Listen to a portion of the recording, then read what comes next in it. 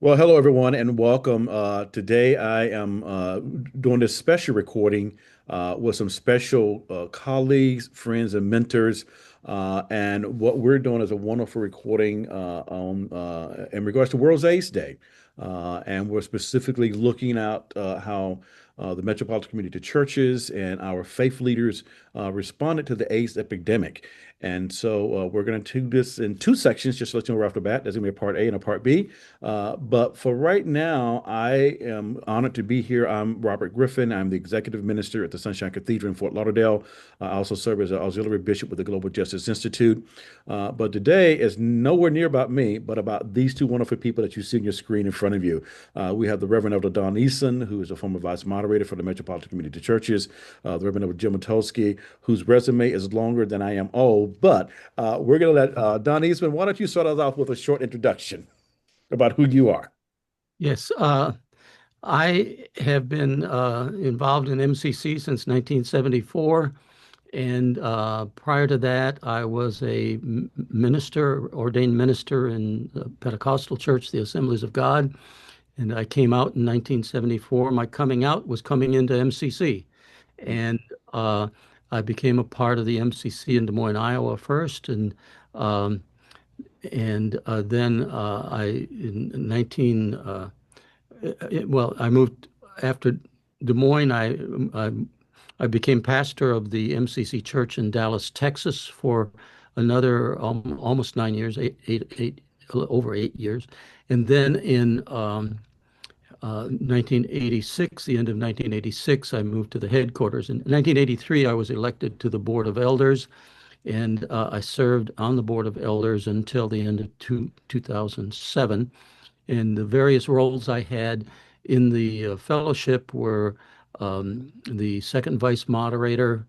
I served as the treasurer for 17 years, and then I was elected as the elder who would serve as the vice moderator in the transition from our first moderator, Reverend Troy Perry, to our next moderator, who became was Nancy Wilson, and and after retirement, I went into consulting with churches for church development. And one of the things that I was assigned to in 1987 is was being the executive director of the UFMCC AIDS Ministry, and we'll talk about that a little bit in the presentation. All right. Well, thank you, Don, and glad you're with us today. Reverend Elder Jim Matowski. It's such a delight to be together again with two people that I love working with. And My name's Jim, and I have been an MCC pastor since 1983. I first started going to MCC in 1977 when I was a student at Columbia University in New York City.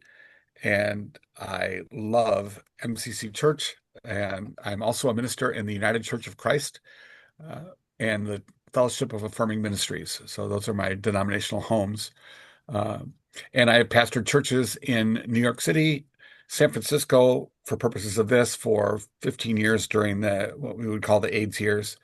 And subsequently, I worked on the denominational staff of the Metropolitan Community Churches as an elder. I worked at Pacific School of Religion for several years as campus chaplain. And in regards to history, I'm on the board of the Lesbian, Gay, Transgender, Bisexual Religious Archives Network in Chicago. And also, I have curated much of the MCC archives, which are at Pacific School of Religion in Berkeley. And I myself, a person with HIV, proud to still be alive, much longer than I ever thought I would be for many years. So that's what I bring to this conversation. Great. Well, thank you both for joining with us today in this conversation. Again, we're looking at World AIDS Day 2025 in the Metropolitan Community Churches, and we're going to be reflecting on ministry and activism in the early battle against AIDS. And so that's what our presentation is going to focus on today. And we're looking at four questions in specific. And I'm going to read the four questions, but in this particular segment, we're only going to deal with two of them. And the four questions are that our Don and Jim are going to be responding to here is, when and where was your first awareness of AIDS? The second question they will be responding to is, how did you get involved in ministry in or activism in the response to AIDS? And the third question is, what was the impact of AIDS on you and your congregation, communities, and or social circles? And then the final question that they will be responding to is, name a few people who were heroes or sheros as early responders to this news AIDS epidemic in the 1980s and early 1990s. So those are the four questions we're going to be responding to. But for this segment, we're going to be looking at the first two questions. And the first question again is, when and where was your first awareness of AIDS? Don. In 1981, when I was the pastor of MCC in Dallas, I was visiting my family in Chicago for the 4th of July weekend. And while I was there on July 3rd, I picked up a copy of the New York Times at a newsstand and was shocked when I read an article with the title, A Rare Cancer Seen in 41 Homosexuals. Mm, Because I had previous experience as a program director for a nonprofit public health agency, and I had worked on programs to prevent a communicable disease, tuberculosis, I thought that this too might be contagious. So that same day, I called Roy Hall, a member of MCC Dallas, who was the publisher of one of our local gay newspapers there, and I urged Roy to call the CDC in Atlanta and get more information so he could start informing our community on what this new thing that was happening. I also suggested that he keep in touch with the CDC for new data in the weeks and the months ahead. mm. Jim, same question to you. When and where was your first awareness of AIDS? Sure. So I was a young gay man living in New York City from the time I was 1976, from 1976 when I was 18 years old, and enjoying the sexual revolution that was taking place, especially among gay men in New York and other places. So I was sexually active and very interested in my community, and I became aware of it when I was. It was probably 1982. I was what was called an exhorter, a student minister at MCC New York, where I then became associate pastor. And MCC New York was located in Greenwich Village, Mm, on the corner of 13th Street and 7th Avenue, 2 blocks away from St. Vincent's Hospital, which is one of the first places that AIDS was identified and being treated. In those days, it was called gay-related infectious disease, or GRID. And then there were other nuanced words like ARC and AIDS that became introduced. But my first introduction was uh, members of MCC New York who were developing mysterious illnesses, and then being called to St. Vincent's Hospital mm, uh, to visit some of the patients there. And they called us because we were the gay church in the neighborhood, and they were having trouble finding pastoral care support for people who were in the hospital. Going in there and seeing men who were in isolation, um, and you had to wear protective gear to go in, not unlike people became familiar with during COVID, but hoods and gloves and gowns. And that was for their protection and yours, because no one knew exactly what this disease was, uh, other than who it was affecting. And that's how I became aware of it, who was being affected by it. And I was in that group, but also I was ministering to that group at a time when, I mean, the thing that we could never say enough about what distinguished AIDS as a disease, and our response to it, is it's one of the few illnesses where the people who have it were blamed for it.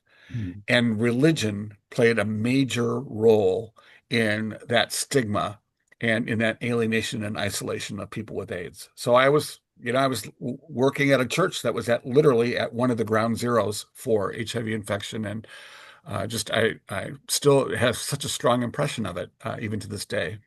Wow. I just with myself responding to this question and thinking about listening to you both talk. My first radar of HIV/AIDS was probably in 1984. It was kind of someone re-mentioned the article that Don referenced in the 1981 New York Times, and I'm a little kid born and raised in Troy, Alabama, so news spread differently in the South than in other metro areas. But I do recall in 1986 when I enlisted in the military, I was negative at that point. But later in 1986, I zero converted. I was one of the few people that the military could actually track in a zero conversion around HIV and AIDS. And at that time, in 1986, my diagnosis was HTLV3. Uh, and Wow. so that tells you timing about a lot of things you may hear about in this presentation as well. So we're all kind of steep in our awareness of when we first heard it, and that just kind of brings back all the thoughts that we're going to hear and share a little bit later on. So thank you for responding to that question. Could I just take us into a hospital room in 1983 Sure. for 1 minute? I was called to another hospital, at Bellevue Hospital in New York, which is a city hospital, to visit someone there. And you've heard stories of this, but I saw it firsthand. Going there and seeing his tray, food tray, outside the door. Right. And I brought it in then, but the patient told me was that there were only some staff who would bring food into their rooms. I mean, they did get fed every day, but not everyone would do it. And what this guy said to me, I'll never forget this. He asked me if we could pray together, of course, and we prayed.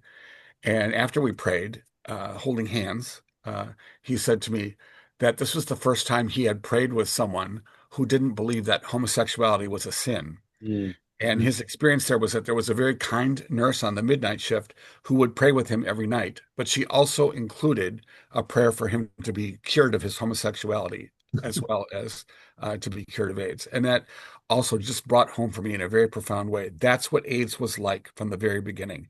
A twin condemnation, not only for, not only just because of the fact of AIDS, but also because of who had it. And it was a religiously enforced aversion to homosexuality. yeah. Amazing what we lived through and the people we walked those journeys with in the early days. And I often reflected on the nameless people that are still there and a part of that journey and the impact that like people like both you and Don in the early days and a lot of us made in the battle of being present. We went beyond the ministry of presence in the early days, but because you were the representatives of the faith community that people needed to hear from, and we stepped up at a time when no one else was stepping up, and we were there for a lot of people in those moments like that. So yeah, it's amazing stories, and many of them out there that impact our lives to this day, I think, and when we really reflect on them. So, and that kind of moves us into that next question of how did you get involved in ministry or activism in response to AIDS? And it may be a loaded question on multiple levels, but it is one of those things that I think grounded you each in your ministry that you gave to so many along the way. But how did you get involved in ministry or activism in response to AIDS? Don. Well, in, my role in the AIDS ministry and activism occurred in two periods of my ministry. First of all, in the years from 1981 to 1986, I was the pastor of MCC in Dallas, and I had become the pastor in 1978. So I'd been there about 3 years when I first heard of AIDS. Well, it wasn't AIDS. It was the cancer in gay men in New York, or in the New York Times. But the that was the first period I was in Dallas, and then from 1987 to 1997, I was that was a period, a real intense period of AIDS ministry, and I was at that point the full-time second vice moderator of the UFMCC in Los Angeles, and when I look back to the Dallas years, uh, prior to during the beginning of my time in Dallas, this congregation had been embraced in both ministry and activism as its mission. It was kind of like in the DNA of the church there. And my predecessor had been very active politically and a voice. And so That was the context of my ministry when I began there, and the and we built up, and so that was the first thing that's what really motivated and shaped my ministry. And I had already been involved in activism in the church in Des Moines with Reverend Troy Perry and the founder of that church, Jerry Sloan, who was another icon in the movement and a pioneer. And he was the one who brought me out of the closet kicking and screaming, but he did it pretty quickly. And it was a sudden change that was just changed my life forever for the better. And I owe so much to him. And and and uh, and and I had gotten involved in activism already by meeting with the Lieutenant Governor Troy Perry and Jerry Sloan to advocate for repeal of the Iowa sodomy law, and after Troy and Jerry Troy went back to Los Angeles shortly thereafter. Jerry Sloan went to found our church in Wichita, and I became the exhorter, I was the leader, and then when we were chartered as a church, I was elected as the first pastor in Des Moines. But in that period, I would go to the Iowa State Assembly and go on the floor of the assembly to lobby with legislators for the repeal of the sodomy law. And that was kind of my introduction to activism. And so I brought that to Dallas, and Dallas gave me a context where they had already been committed to this, and it was in the DNA of the church. And so from there, we built upon the foundation of Troy Perry's three-pronged gospel that he shared with the first MCC when he founded it in October of 1968. And that three-pronged gospel included salvation, community, and social action. And in the 1990s, we summarized it in three brief sentences: calling people to new life through the liberating gospel of Jesus Christ; two, confronting the injustice of poverty, sexism, racism, and homophobia; Mhm. and three, creating a community of healing and reconciliation through faith, hope, and love. Mm. And that was our simple gospel. That was our good news for what we now would call the LGBTQ plus community. And back then it was just simply the gay community. Mhm. Uh, and most of our ministry, when we look at ministry and activism, most of our ministry centered on pastoral teaching and care. As a large congregation in Dallas with about 300 members in 1981-82, growing to over 500 in 1985-86, my role was mainly leadership and management in the pastoral care, the equipping and empowering of staff and volunteers to be the caregivers, and that was my main role.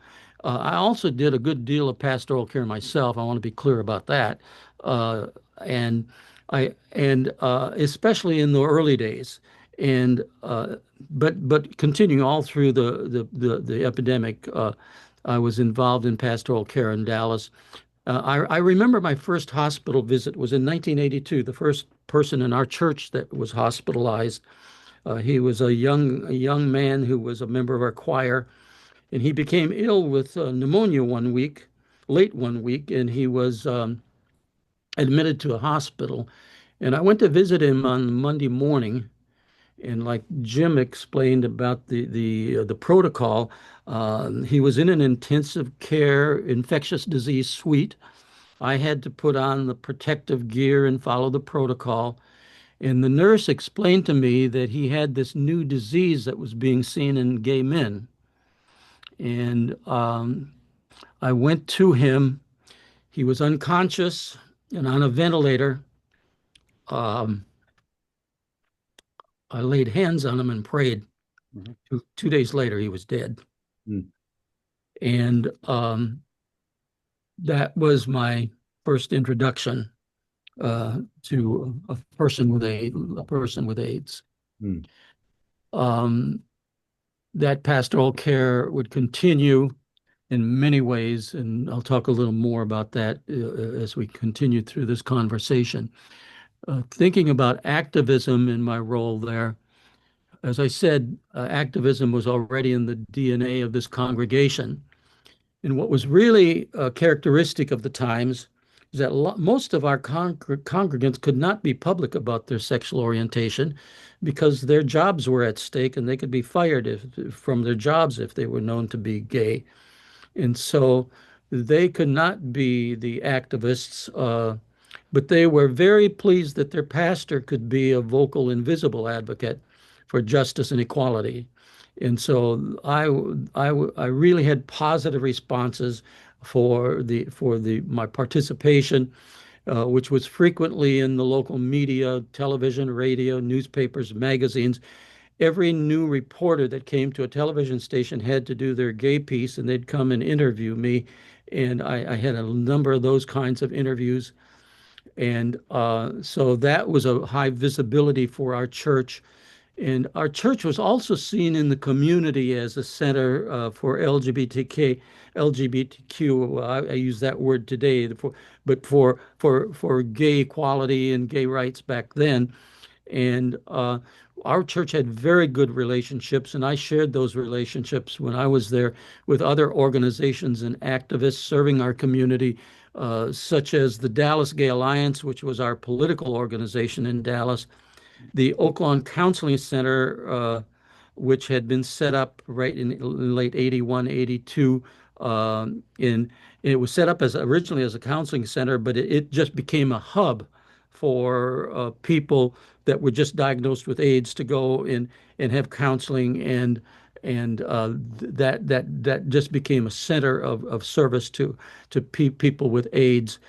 And we had good relationships with other owners of the gay businesses. They had an organization called the Dallas Alliance for Individual Rights. They made me a member of it.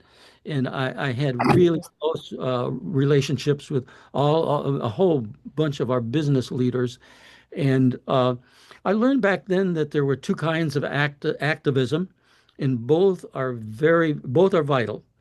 There's in-your-face activism, which is about confrontation, and there's face-to-face activism, which is about conversation. And while I participated in both, my own preference and temperament leads strongly toward the conversation type. And that's not, I did participate in both. Uh, but our activism in Dallas was known before I got there as the Dallas Way. And that was they were very proud of that, and it was very effective. And while much of our advocacy would happen quietly, it accomplished a great deal, and that was the Dallas Way. And I learned about the Dallas Way actually by one of our city council women. Her and now I'm having a senior moment. When I go, sometimes I have a memory loss here, and but she had been a leader in the civil rights movement, the long history of civil rights movements in Texas, and and she had a little bungalow in Oak Cliff section of Dallas, and she welcomed me to the community. She came to our church, and she was a member of the Dallas City Council. And Juanita Kraft was her name. The name just came back to me. So this is not dementia yet. But Juanita Kraft was her name, and she was so kind. And I went out and visited her at her home, and had me sit on the porch with her, and she talked to me about activism in Dallas, and she said, you're going to learn, I think, in the gay community, just like we learned in the civil rights movement, that you can be nice a lot, and that's good, but things didn't change until we took to the streets. Mm-hmm. And she said, I think you're going to have to do that too. And so that was a real message to me that I took to heart. and she was affectionately known as Miss Craft in the community. And and it wasn't until 1950, about 2015, I was looking up at some history, and I never realized this. Uh, but she had been a mentor to Martin Luther King, who sat with her on that same porch. And before he had arisen to the place he was as a leader in the civil rights movement, and and um, and she really encouraged me and she appreciated the Dallas Way. And I read an article on the Dallas Way in D Magazine recently, and they talked about her. She was a focal point of that article, and I thought, well, yeah, they talk about her in the Dallas Way, but she also took to the streets, and that was our activism in Dallas, and and and. Uh, and so before AIDS in Dallas, uh, we had been focusing on equality, inclusion, and justice for gays. And I'll end with this: when AIDS hit, it was all hands on deck. Mm, mm. Wow. Don, as you're talking there, and Jim, I'm getting ready to let you answer, respond to the same question. As Don, I went to the chants that we used to call them. I think you used to call them like fight back, fight AIDS, act up, act out. And those things was kind of beginning to pop up in my mind as Don was talking, because I'm being triggered a little bit. It's like, how do we the early days of it? So add your touch to the question of how did you get involved in ministry and or activism in response to AIDS? So I love this question because when I think about ministry and activism, it reminds me how in the Bible, the word of God is the same as action. So let there be light, and there's light. Mm, In MCC, ministry and activism are one act. That's what drew me to it. Uh, the early years at MCC, my years, as well as the preceding years, were about activism, particularly for, as we would say at that time, lesbian and gay rights. Uh, and that was an important aspect of our identity. That's why you went to MCC and not to some closeted Episcopalian church, because and no dish on the Episcopalians, but our whole way of being church was activist. mhm. um, to take you back to the late 70s. And I have pictures of myself protesting with a megaphone on the steps of St. Patrick's Cathedral in 1978. 2, 4, 6, 8, gay is just as good as straight. 3, 5, 7, 9, lesbians are mighty fine. We would be chanting this. And then we had these other chants, out of the bars and into the streets, out of the bars and into the streets.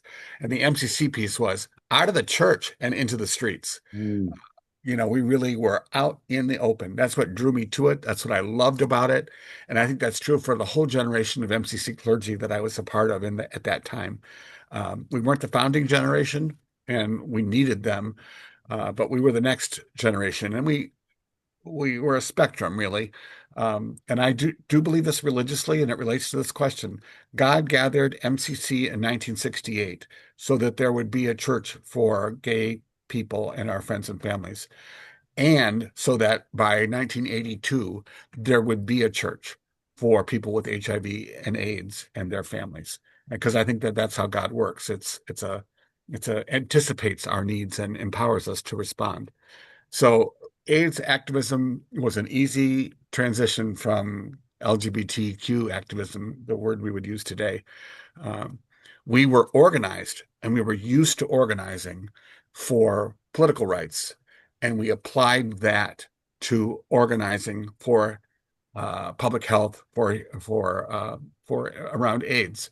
And no one in history really previously, the medical model was not that patients talked to each other mhm, and also then used their union, their relationship to advocate and work for change. But that's what we brought to it. That's how AIDS activism was different, I think, and how it impacted the world in a broader way. For myself, uh, I moved to San Francisco in 1985, 86 to be the pastor of the MCC church. So from Greenwich Village to the Castro district. And I was 27 years old. I did not have the skills, but I did have AIDS experience at that point. And that's when we were starting to really ratchet up our political involvement. And so I will always love MCC San Francisco, who embodied, to complement what Don said, the San Francisco way, which was more confrontation than conversation. Uh, and here's an example of that from 1987. There was a state ballot proposition, Prop 64, uh, promoted by a politician named Lyndon LaRouche. And proposition was to mandate quarantining of people who had HIV. So take them out of the population and put them in camps, really, essentially. And California had a history of this. It had done that with Japanese and Japanese American citizens in the still recent history in the 1980s. So we knew that it could happen. And I remember, this is the city of Harvey Milk and the legacy of that, right? But I remember preaching in church about how what we learned from the Briggs Initiative is what we need to apply to AIDS activism. And I swear this statement came through me, not from me, in the ways that maybe pastors will understand. I was talking to the congregation, and my Bible opened in my hand, and all of a sudden these words came out of my mouth. You know, they can't force us to, they can't enforce a law uh, that we won't subject ourselves to, that we won't submit to. And it seems obvious, but it had an electric effect on the congregation. We were worried, we were anxious, we were depressed, we worried that our neighbors were going to turn us in and incarcerate us for having HIV. And we realized they can't do it if we won't cooperate. Mhm. And that, I think, became a moment, not only in the church, but it gave voice to what we were feeling then. And we became much more active. We were not going to go gently into that good night. Um, and it challenged us to think about AIDS not only as a medical phenomena, but as a political situation. Uh, I had I had a sabbatical in 1995 at Harvard Divinity School. And I studied with Jonathan Mann, who was just then had been the director of the World Health Organization. And in this class called AIDS in a Global Context, I learned a different kind of analysis. He said, if you take the AIDS virus and sprinkle it on a map, you will see the places where there are inequities, prejudice, stigma in regard to access to healthcare and gender and race and poverty and social stigma. That AIDS wasn't just a disease, it really taught us something about how the world is ordered. And he encouraged us to embrace a human rights aspect to AIDS activism, to see it not just as a medical phenomena, but as a political phenomena, and to advocate for human rights. And you can't do that if you're not connected in an intersectional way, as we would say today, to race, class, gender, sexual orientation, gender expression, all of those things. And for me, it really ratcheted up uh, how I became active in public in my ministry around HIV activism. And I can give you some examples later, but I hope that at least explains how ministry and activism became fused. Every church service at MCC San Francisco was a rally Mhm. and a revival, Mhm. spiritual and political. And the point was not only to give comfort to those who were sick and dying and to make sure that that we did not face this alone, but that we were also actively engaged in changing the circumstances that allowed AIDS to continue. There was a long silence in the United States, let's just pick that, uh, between when AIDS was first identified in the early 80s and during a political administration where they weren't even allowed to say the word homosexual in the CDC reports. And the late 80s, the point at which people started to respond more with research, with advocacy. Most people in the United States were not concerned about AIDS unless they were personally, directly affected by it. Mhm. We saw politicians waving around Bibles in Congress saying, this is God's way of delivering us from an expendable or a population or a disposable population because it affected not only gay men, but also people who used intravenous drugs, also people who experienced, and this is how we would say it in the 1980s, hemophilia, uh, Haitian immigrants for a very particular reason. So these different stigmatized groups were affected by it. And most people said, well, that's God's will. more power to it. We don't need to respond with research or prevention means. So that's the zeitgeist, right? The 1980s zeitgeist. And the church, the MCC church, always derived our vitality from being part of that. Mm. We weren't apart from it. We were at the heart of it. And that's why I think MCC is so distinguished in its activism and ministry around HIV. Well, for our viewers, just so you know, we have been talking with Reverend Elder Don Eastman and Reverend Elder Jim Mitulski today. And what we're doing is reflecting on ministry and activism in the early battle against AIDS as it respects to the Metropolitan churches. And so right now they've responded to questions about when and where was your first awareness of AIDS and how did they get involved in ministry and activism in the response to AIDS. And so now I just want to take maybe about 5 minutes as we wrapped up this segment of it, just maybe do a cross discussion with you both and maybe let you respond to this question for me. What would you say to someone who is on the front lines today, or to even someone who's just being diagnosed today, from Don referencing that first article in the New York Times to, 41 men with the gay cancer to where we are today, what would be a word of encouragement today or a thought for those who are on the front lines right now, either in MCC or outside of MCC, wherever their context may be? What would be an encouraging word for them today, Don? Well, I think that the to me the just the baseline is information is power. Uh, Information is my friend, ignorance is my enemy, and uh, and I think that we have so much better access to information in today's world. I mean, it's breathtaking to see how easy it is to get to information. So it is a different world, and the uh, I think the question that I encounter sometimes with people in today's world is, you know, people ask me, is MCC dying? Because our numbers are much less than they were years ago. Um, and churches in general are declining in today's world. I Yeah. mean, that's across the board. So we live in a new and my point is it's a different world. Mhm.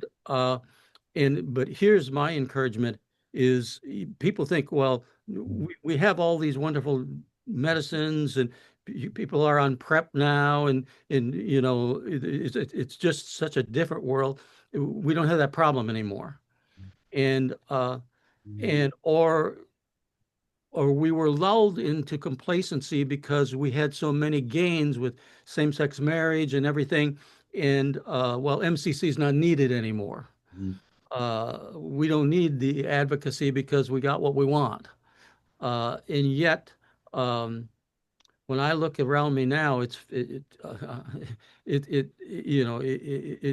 very sober. Uh, the I think right now the gospel that we were entrusted with the good news um, and the blend of ministry with activism that Jim just talked about um, that it's needed now more than ever. But it needs a new version from a new generation. It has to be what they grasp and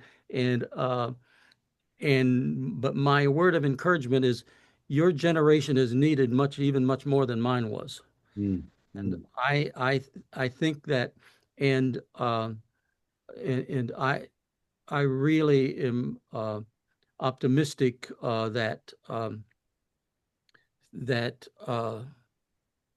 love will prevail in the end because it always does. Well said. Well said. Jim. Well, here's my word of hope, or words of hope, that it's not over and there's plenty to do and don't give up hope. Um, for the first time ever, or not ever, first time ever in recent years, there's been an increase in San Francisco for new AIDS diagnoses or HIV diagnoses. And that's new 2025. I think that there are reasons for that. The same reasons that the circumstances under which AIDS has always flourished, poverty, stigma, racism, and sexism are on the rise right now. And we were making uh, a global impact on ending the HIV epidemic until earlier this year, when the new administration cut summarily AIDS uh, treatments and medication access through the USAID program, through Bush's PEPFAR program, to people who are receiving AIDS medications globally, particularly in Africa and other places. So a lot of the progress that we experienced is now being undone. And though it looked like we could have ended AIDS by 2030, that does not seem like a likely thing, not just both nationally, locally, and also internationally, globally. So it's time to step it up again, to show up and step up in the same ways. Talk about sex, talk about drugs, engage in um, uh, interventions that challenge poverty, housing, and homelessness, and reduce stigma by engaging in community. If you're a newly diagnosed person with HIV, I mean, here I am 30 years later, and Robert, 40 years later, to tell you that that does not have to be the end. But in fact, it won't be. Uh, Seek out spiritual community and pray, because the government can't control your spirituality. It's not FDA controlled. Uh, Spirituality is what has kept me and many others alive. Yeah, I seek out medical interventions. Of course, I believe in them and thank God for them. It's one reason why I'm here today, after receiving what was a terminal diagnosis over 30 years ago. But the thing that I credit most is spiritual community and spirituality. And those things are the things that will make a difference in your quality of life and the length of life, too. The phrase that we used in the late 80s and early 90s was act up, fight back, fight AIDS. Mm, It's time to take up a new chorus: act up, fight back, end AIDS, mm, because we can do it. definitely. Well, again, to our viewers, we have been talking with Reverend Elder Don Eastman and Reverend Elder Jim Mitulski with Metropolitan Community Churches, and we're reflecting on ministry and activism in the early battle against AIDS. And we want to thank you for joining us for this segment. When we come back, they're going to be responding to the next two set of questions, which are: what was the impact of AIDS on you and your congregation, communities, and our social circles? And name a few of the people who were heroes and sheros as early responders to this new AIDS epidemic in the early 1980s and early 1990s. So be sure to come back for part two. Thank you for joining us at this time.